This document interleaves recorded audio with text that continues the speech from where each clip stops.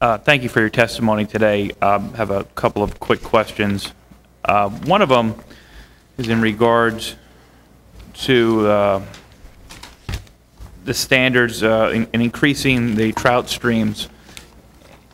What impact does that have on businesses that we're currently applying to the standards in those in those streams as they did exist, and then when the commission comes in and increases those standards, what financial impact do you look at on those businesses and the loss and reduction of jobs, potential economic impact, and what can you do to help those industries to apply with the new standards? Obviously, when a business is going to make that capital investment, they need time to recoup that cost by just implementing new standards. What do you do to work with the industry to adhere to those standards?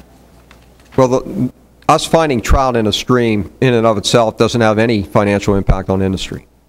What flows from that finding is the implementation of the regulations and the laws that you set as a legislature and how those streams are protected. So as a result of that, the basic finding of trout in a stream has no financial impact.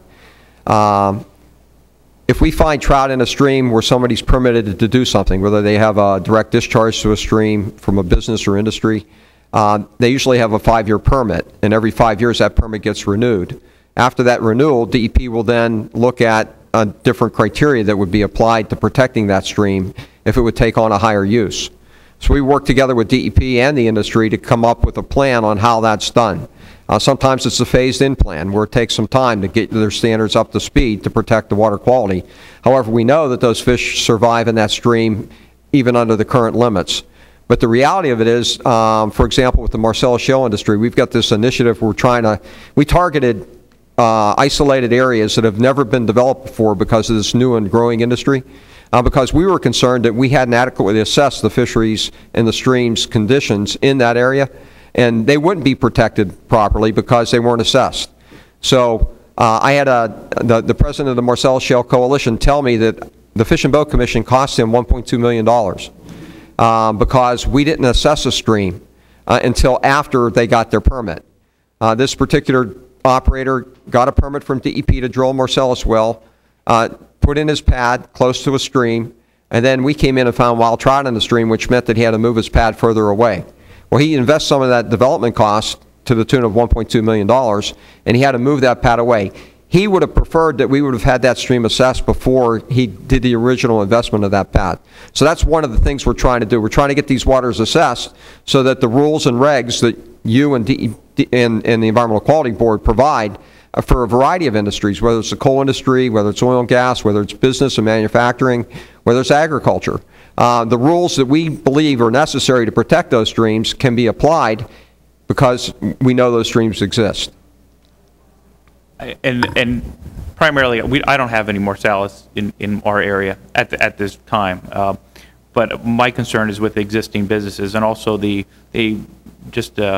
residential development that is applying to more and more as these regulations kick in or as streams get different designations.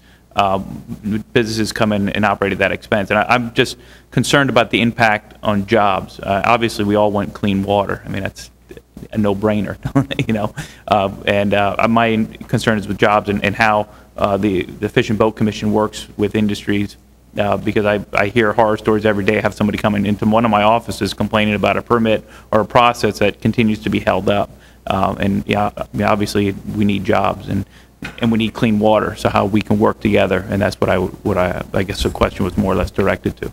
And I can really understand that. You notice in my testimony I say our anglers and boaters work in the Marcellus industry too. Well, they work in your communities and for industry too, and they make revenue to spend on fishing and boating.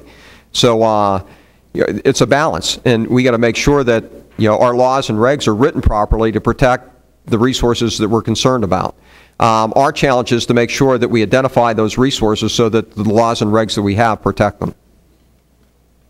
Changing gears a little bit, going back to the decline in fishing license, and I was happy to see that in your testimony you noted that there was 8 to 10% reduction every time they increase the price. I can tell you personally from myself, I don't get out fishing a whole lot. My it's my first term, so I've only been here 1 year, but before that, I worked in the private sector.